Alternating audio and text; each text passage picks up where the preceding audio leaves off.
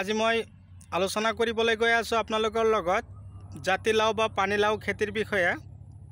তো কথা হ'ল বন্ধুসকল, আপোনালোকে মোৰ ভিডিঅ'খন আৰম্ভণিৰ পৰা শেষলৈকে নিশ্চয় চাব। চালেহে আপোনালোকে গম পাব যে মই আজি পানীলাও বা জাতিলাও খেতিৰ বিষয়ে কি আলোচনা কৰিবলৈ গৈ আছোঁ। তো প্ৰথমতে আলোচনা কৰা যাক। তো বন্ধুসকল, আপোনালোকক মই প্ৰথমতে নমস্কাৰ জনাইছোঁ। তো হাতিম আলিছ লাইফ চেনেললৈ আপোনালোকে মোক বহুতখিনি সঁহাৰি জনাইছে। তো আপোনালোকক মই এটা কথাই ক'ব বিচাৰিছোঁ যে মই প্ৰত্যেক দিনে আপোনালোকক এটা ভিডিঅ' আপলোড দি আছোঁ আপোনালোকৰ কাৰণে, যাতে আপোনালোকে খেতি বাতিৰ ওপৰত মনোযোগী হ'ব পাৰে বা খেতি বাতি ভালদৰে কৰিব পাৰে।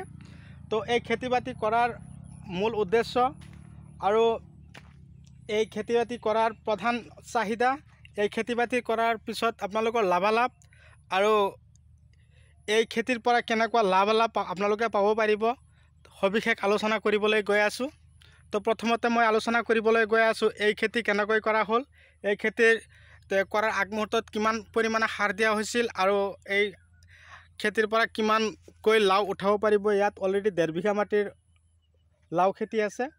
এই 1.5 বিঘা মাটিৰ পৰা অলৰেডি কিমানকৈ লাও উঠাই আছে আৰু কি কি দানা খেতিত সিঁচি আছে আৰু বেছি ফলনদায়কৰ কাৰণে কি কি দানা খেতিত সিঁচিছে। তো সবিশেষ কথা A to Z কথা মই আপোনালোকৰ লগত শ্বেয়াৰ কৰিম। আৰু কথা হ'ল খেতি যে নিকানি কাম কৰিছে তাৰ ফলত এনেকৈ যে একদম পূৰা ধুনীয়াকৈ ময়াইছে, তাৰ কাৰণে কেনেকুৱা পদ্ধতি অৱলম্বন কৰিছে সবিশেষ ক'বলৈ গৈ আছোঁ।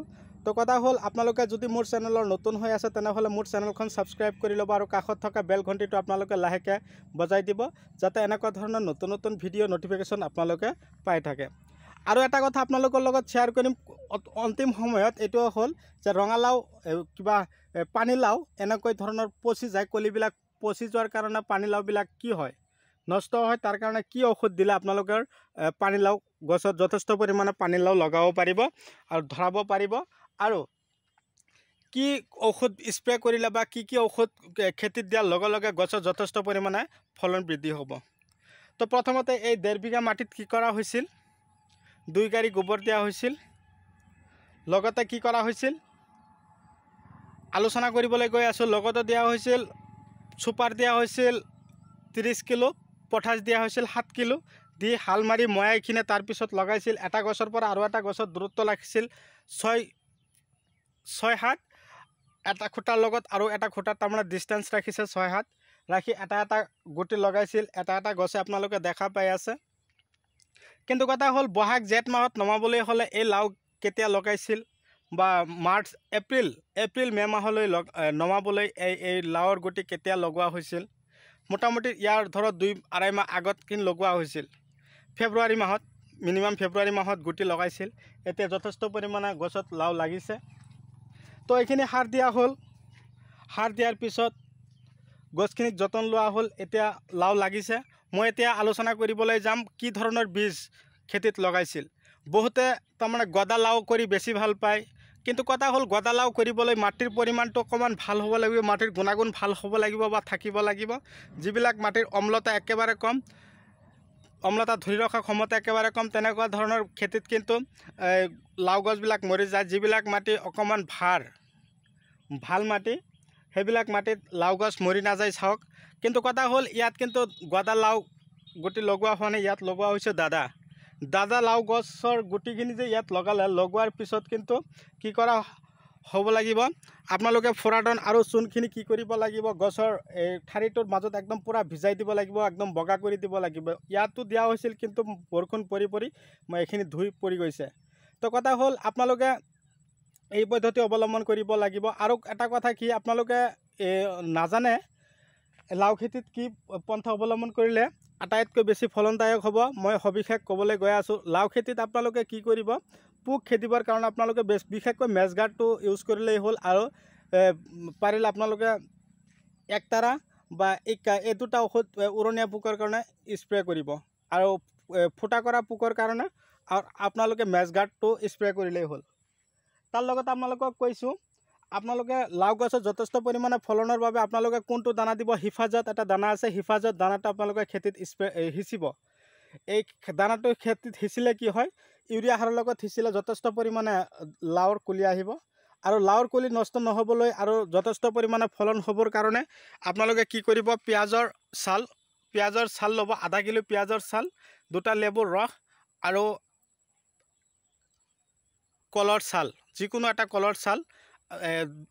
মাটিৰ অনুপাতে আপোনালোকে কলৰ ছাল ল'ব। ইয়াত 1.5 বিঘা মাটিৰ অনুপাতে মই কৈ আছোঁ 3টা কলৰ ছাল ল'ব, আধা কিলো পিঁয়াজৰ ছাল ল'ব আৰু লেবু ল'ব লাগিব 3টামান। লৈ যিমান ৰস হয় সেইখিনি সংমিশ্ৰণ কৰিব, পানীৰ লগত মিক্স কৰি খেতিত আপোনালোকে ধুনীয়াকৈ মৰ্ণিঙত স্প্ৰে কৰি দিব। চাব ইমান লাও আহিব গছত, আপোনালোকে চোৱাৰ পিছতহে গম পাব। তো বন্ধুসকল, মোৰ ভিডিঅ' চাই কেনে লাগিল আৰু কমেণ্ট কৰি জনাব কোন ঠাইৰ পৰা চাই আছে। দূৰ দূৰণিৰ পৰা চাই আছে যদিও আপোনালোকে এনেকুৱা ধৰণৰ খেতি কৰক। এতিয়া কিন্তু এটা লাও আমি বজাৰলৈ বিক্ৰী কৰি আছোঁ 25ৰ পৰা 27 টকাৰ ভিতৰত বা 30 টকাৰ ভিতৰত। আপোনালোকৰ ইফালে লাওৰ দাম বা কিমান মই নাজানো। আপোনালোকে এনেকুৱা ধৰণৰ খেতি কৰি আপোনালোকে লাভান্বিত হ'ব পাৰিব বুলি মই আশা ৰাখোঁ। তো কথা হ'ল, এই খেতিত আপোনালোকে এটা কথা মন কৰিব, যাতে খেতিত কোনো ধৰণৰ ঘাঁহ নহয়। খেতিত বেছিভাগ ঘাঁহ হৈ থাকিলে কিন্তু পোকবিলাকে বেছি উৎপাত কৰি থাকিব। যাতে পোকে বেছিকৈ উৎপাত নকৰে তাৰ কাৰণে আপোনালোকে খেতি ধুনীয়াকৈ নিকানি কাম কৰিব আৰু খেতিৰ পৰা আপোনালোকে ঘাঁহখিনি আঁতৰাই দিব লাগিব। পোকবিলাক যেতিয়া বেছিকৈ আক্ৰমণ কৰিব গছবিলাকত, তেতিয়া চাব গছখিনিৰ আগবিলাক এনেই ফুলি যাব, গছবিলাকৰ পাতবিলাক এনে কেঁকুৰা মেকুৰা হৈ যাব, ফলন কম হ'ব। তাৰ কাৰণে আপোনালোকে কি কৰিব লাগিব, মই দিয়া ঔষধখিনি আপোনালোকে ধুনীয়াকৈ স্প্ৰে কৰিব। আৰু এটা কথা হ'ল, খেতি নিকানি কাম বেছি কৰিব নালাগিব। আপোনালোকে লাও খেতি একদম পূৰা এন্ধাৰ হৈ যায়, ঘাঁহনি বেছি এটা হ'ব নোৱাৰে। ফাৰ্ষ্ট টাইম আপোনালোকে নিকানি কাম কৰিব মানে কি, গোবৰ সাৰ গছৰ গুৰিত দিয়াটো বেছি শ্ৰেয়। অতি সোনকালে আপোনালোকে গোবৰ সাৰ দি দিব আৰু মাজে মাজে পানীৰ যোগান ধৰিব। পানীৰ যোগান নধৰিলে কিন্তু কি হয়, লাওৰ কলিখিনি একদম পূৰা ক'লা হৈ যায় আৰু লাওখিনি নষ্ট হৈ যোৱাৰ সম্ভাৱনা থাকে। তাৰ কাৰণে আপোনালোকে এই পন্থা অৱলম্বন কৰিব লাগিব। আৰু কি হ'ব, লাও গছৰ যিবিলাক পাত আছে, পাতত এটা ক'লা ক'লা দাগ পৰা দেখা পোৱা যায়। এই ক'লা ক'লা দাগ পৰে আৰু লাওৰ কলিবিলাক হঠাতে পচি যায়, ইমান ডাঙৰ ডাঙৰ হয় আৰু কলিখিনি একদম গেলি পচি মাটিত পৰি যায়। তাৰ কাৰণে আপোনালোকে কি কৰিব, এমিষ্টাৰ টপ এটা ঔষধ আছে, আপোনালোকে এই ভাল ঔষধটো আপোনালোকে কি কৰিব লাগিব, ধুনীয়াকৈ টেংকিত ভৰাই গছ একদম পূৰা ভিজাই দিব, যাতে লাও গছ একদম পূৰা ভিজি যায়। সেই মুহূৰ্তত চাব পাৰিব আপোনালোকে সেই কলিবিলাক আৰু নষ্ট নহ'ব আৰু গছৰ চেহেৰা একদম পূৰা চিকচিকীয়া হ'ব। আৰু যদি ভিটামিন আপোনালোকে দিব পাৰে লাও গছত, আপোনালোকে ইমেজ নামৰ এটা ভিটামিন আছে।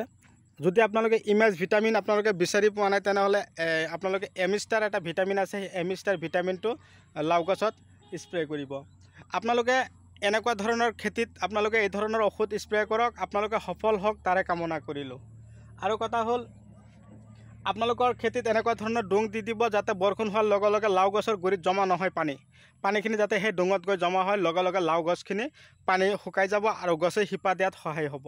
হিফাজত দানাৰ কথা যে আপোনালোকক ক'লোঁ, হিফাজত দানাই কিন্তু গছত ফলন বৃদ্ধিৰ কাৰণে সহায় কৰিব, শিপাৰ কাম কৰিব, গছ বৃদ্ধিত সহায় কৰিব। তো কথা হ'ল বন্ধুসকল, আজি আৰু আপোনালোকৰ লগত আলোচনা নকৰোঁ, মই পৰৱৰ্তী ভিডিঅ'ত মই আপোনালোকৰ মাজলৈ পুনৰাই আহিম। তো কথা হ'ল, আজি মই আপোনালোকৰ মাজৰ পৰা বিদায় লৈছোঁ। পৰৱৰ্তী ভিডিঅ'ত মই আপোনালোকৰ লগত লগ পোৱাৰ আশাৰে ধন্যবাদ।